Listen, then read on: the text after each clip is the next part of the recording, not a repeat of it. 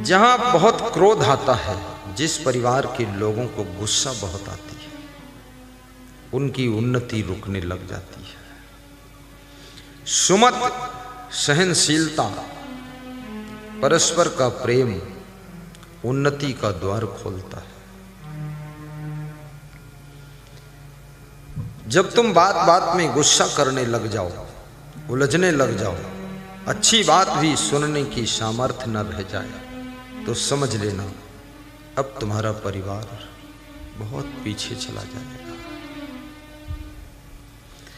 अब ये घर में नई पेंट लगाने के पैसे नहीं रह जाएंगे, पुरानी गाड़ी खटारा बस चलती रहेगी, गाड़ी बदलने के पैसे नहीं बचेंगे। क्योंकि शाश्वत सत्य नियम है, जहां सुमति तहां संपत्ति नाना, जहां कुमति तहां विपत्ति निधाना।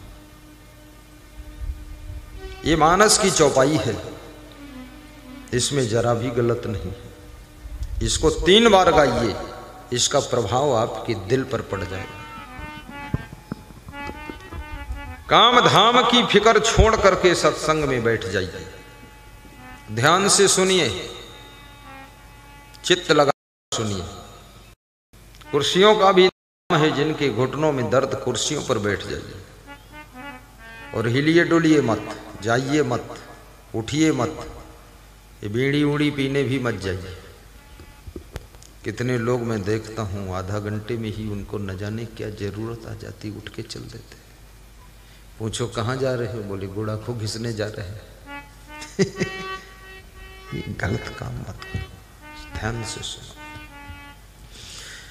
जहाँ सुमति तहाँ संपत्ति नाना। हो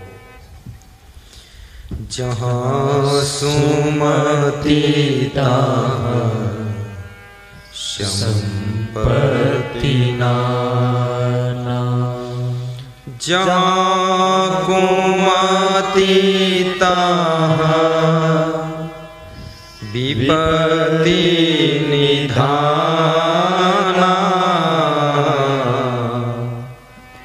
जहाँ सुमति तहाँ संपत्ति नाना। सुमत ये बहुत बड़ी चीज है, छोटी चीज नहीं। जहां सुमति तहां संपत्ति नाम।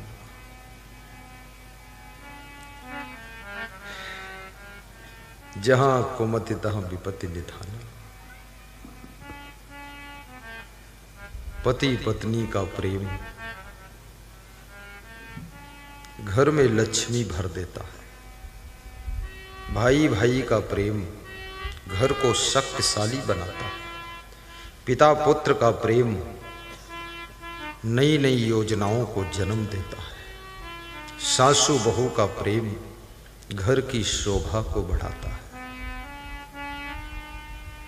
ननद और भाभी का प्रेम घर को मंगल भवन बना देता है। चाचा और भतीजे का प्रेम घर की एकता को मजबूत कर देता है। देवरानी जेठानी का प्रेम घर के किसी भी बड़े से बड़े कार्यक्रम को सफलता दिलाता है। मैं राजस्थान में सत्संग कर रहा था, डिस्ट्रिक्ट झालावाड़, जिस जिले से वसुंधरा राजे सिंधिया मुख्यमंत्री बनती है, उस जिले में सत्संग था। तो एक बकानी तहसील है वहां।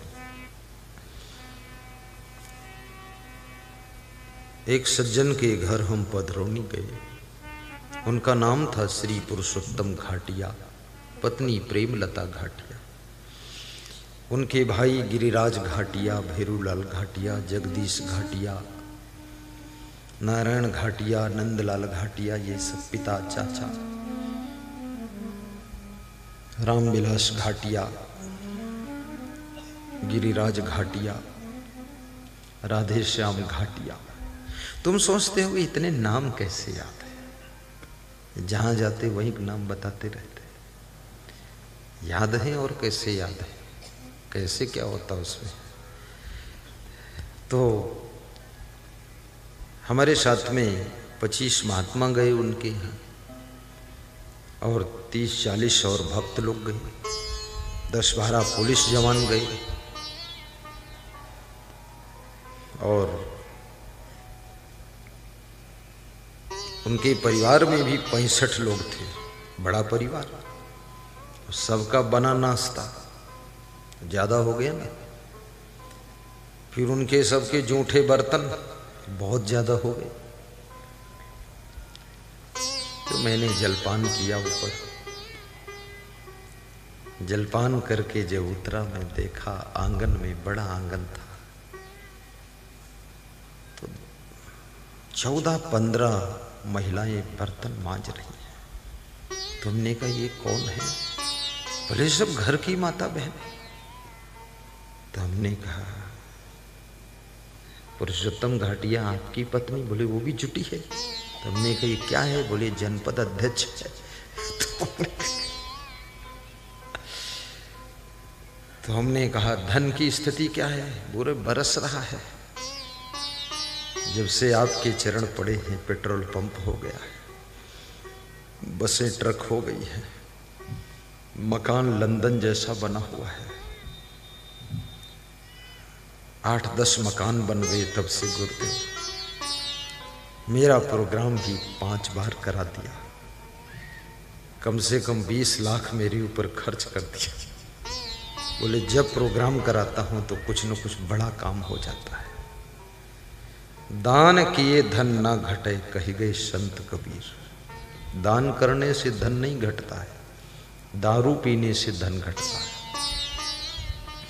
और दारू पीने से केवल धन ही नहीं घटता है, दारू पीने से तन भी घटता है, ये शरीर। और दारू पीने से केवल शरीर नहीं, सम्मान भी घटता है। इसलिए पीना है तो दूध पियो, दारू मत पिया, गुड़ा को मत घिसो, बस गुड़ खा लो। भोजन के बाद गुड़ खा लो तो भोजन डाइजेस्ट हो जाता है। शाम को सोने से पहले गुड़ खा लो, सुबह पेट साफ हो जाता है। और गुड़ खाकर अगर गुनगुना पानी पी लो तो पेट की कब्जियत खत्म हो जाती है। अब यहाँ डॉक्टरी थोड़े बताऊंगा मैं, सबकी तबीयत ठीक हो जाएगी तो फिर डॉक्टर क्या करेगा? ये फरफौद के सब डॉक्टर दुखी हो जाएंगे कि असंग साहब अब कभी मत आना, तो हमने सबको ऐसा बताया है कि हम बर्बाद हो गए। इसलिए ज़्यादा दवा ववा नहीं बताता मैं, फिर भी कभी कभी मुख से निकल गया तो सीख लो आप। कार्तिकेश्वर यादव धन्य हो तुम। जीवन में दवा से राहत मिलती है, लेकिन दवा से स्वास्थ्य नहीं मिलता है। संयम भी करना पड़ेगा। तो जहां सुमतितः संपत्ति नाना, जहां कुमतितः विपत्ति निधाना। दाम्पत्य कलहो नास्ति श्री स्वयं आगता। नीतिकार कहता है जिसके दंपति जीवन में कलह कलेश नहीं है, पति पत्नी प्रेम से रहते हैं, गुरु शिष्य प्रेम से, देवरानी जेठानी प्रेम भाव से रहती है, वहां पर लक्ष्मी स्वयं आकर निवास करती है। धन कैसे आएगा इसकी चिंता मत करिए, हम प्रेम से कैसे रहें इस बात की चिंता करें। क्योंकि जहां प्रेम होता है वहां धन तो छाया की तरह आता है, वहां सफलता भी आती है, उन्नति भी होती है। आप देखिए भगवान श्री राम के भाई भाई में प्रेम था तो अयोध्या में कनक भवन बन गया। रावण अपने भाई को लात मारकर निकाल देता है, विभीषण का अपमान करता है, भाई भाई में कुमत है, तो रावण की सोने की लंका भी राख हो जाती है। तुम देवरानी जेठानी बस प्रेम से रहो और कुछ मत करो, चिंता ही मत करो, देख लेना क्या हो रहा है। मिट्टी छूओगी सोना बन जाएगा। यदि तुम्हारी देवरानी कोई एक सामान ज्यादा ले ले तो उसको दूसरा भी उठा कर दे दो कि ये भी ले जाओ। जय हो देवरानी की।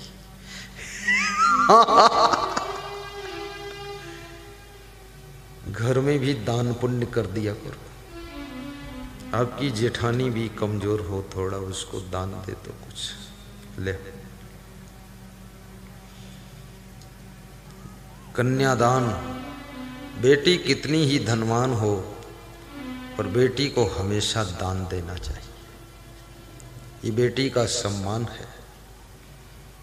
बेटी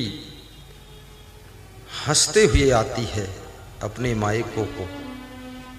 ससुराल से जब मायका आना होता ना, हंसते हुए आती है, और मायके से जब ससुराल जाती है तो ज्यादातर बेटियां रो कर जाती है। क्यों?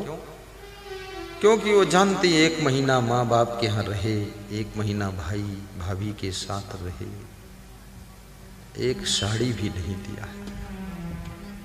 इतना कंजूस भाई, दुख हो जाता है। एक साड़ी नहीं, हो सके तो गाड़ी दे दो, साड़ी की तो बात ही छोड़ो, दे दो। कन्यादान है। बहन की सेवा हमेशा करते रहो। बहन के यहाँ जाओ तो कभी खाली हाथ मत जाओ, कुछ लेकर जाओ। और कुछ लेकर मतलब खाली मूंगफली 50 ग्राम ले लिया, ऐसा नहीं। ये ले जाना बेकार है, उसमें तो 25 ग्राम छिलका ही निकलेगा। हाँ, ऐसा ले जाना है। कपड़ा ले जाओ, पैसे ले जाओ, दान कर दो। बहन को भी दान देना चाहिए। बुआ जी को भी दान दो। बुआ जी का भी गर्व होता है कि मेरा ये भतीजा है। बूढ़ी है बुआ, धनवान है बुआ, बुद्धिमान है बुआ, इससे क्या हुआ? गुरु जी की दुआ। कुछ बुआ को भी दे दो, बुआ का मन खुश हो जाए। तुम कहोगे गुरुजी बता रहे हैं सबको दे दो दे दो दे दो, तो अपने पास क्या बचेगा? अपने पास तुम भी तो किसी की बुआ हो, तुमको भी मिलेगा। बात देने की नहीं है, बात सम्मान की आती है। क्या होता है उसमें 100, 200, 500, 1000 रुपये में? सम्मान हो गया, आदर हो गया। ससुराल जाइए तो वहां भी ऐसे ससुराल में दामाद का आदर होता है, लेकिन सास ससुर का दर्जा ऊंचा है, क्योंकि उन्होंने अपनी बेटी आपको दिया है। वहाँ उनके सम्मान में कुछ मीठा ले जाइए, उनको जो पसंद हो वो भेंट कर दीजिए। लीजिए ससुर जी, खाइए थोड़ा। वो तो तुम्हारे लिए बहुत बनाना चाहते हैं, बड़ा बड़ा सब बनाएंगे खिलाएंगे, लेकिन नहीं, तुम उनका भी आदर करो। रिश्तों का भी आदर होना चाहिए, और जो रिश्तों का आदर करता है वो व्यक्ति हमेशा खुश रहता है। किसी का अनादर करने वाले लोग कभी खुश नहीं रह सकते हैं, और जो सबका आदर करता है कभी दुखी नहीं होता है, कभी दुखी नहीं होता।